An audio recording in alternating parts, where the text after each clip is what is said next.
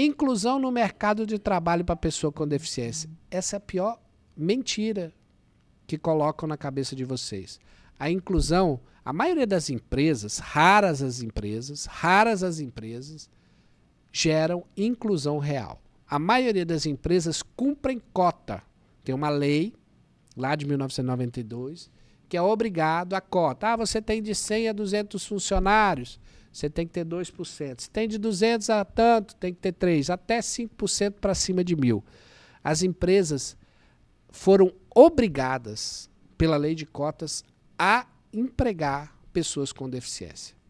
Então, a maioria das empresas não tem política de inclusão de pessoas com deficiência.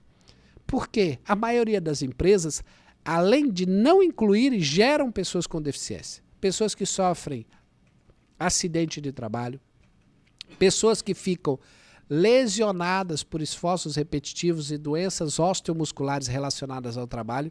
Então, essas empresas, elas têm política de inclusão. Tem empresa aqui no distrito que lesionou 700 pessoas. 700 pessoas. Graças a Deus que foi a falência, né? A Nokia do Brasil é uma empresa que saiu aqui do Amazonas com mais de 700 pessoas lesionadas por uma política errada de tratar das pessoas dentro da unidade fabril para que elas produzissem mais do que a sua capacidade fisiológica permitia.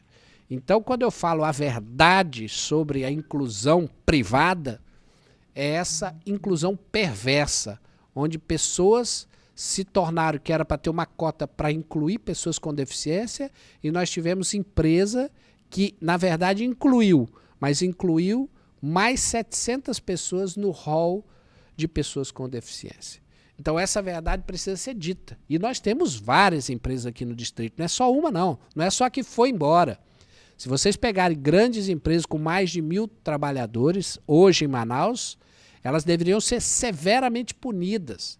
Nós tivemos uma grande empresa de eletroeletrônicos, que também é da área de celulares, que é a maior do mundo, só perde para, não vou falar o nome, não perde para ninguém hoje, que é a maior do mundo, e que ela pagou uma multa de 20 milhões de reais por lesões por esforços repetitivos.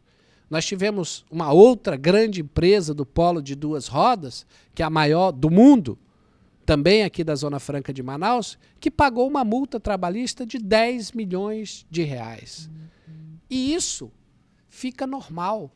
Várias pessoas sequeladas, várias pessoas com deficiência que têm negado seu auxílio acidente, que seria automático para esses casos de sequelas graves, e isso fica por isso mesmo. Então a gente tem que ter muito cuidado sobre a questão da política pública e da política privada, porque não é só a ausência de política pública, mas também uma política privada perversa que pega e sequela milhares de pessoas, principalmente aqui na Zona Franca de Manaus.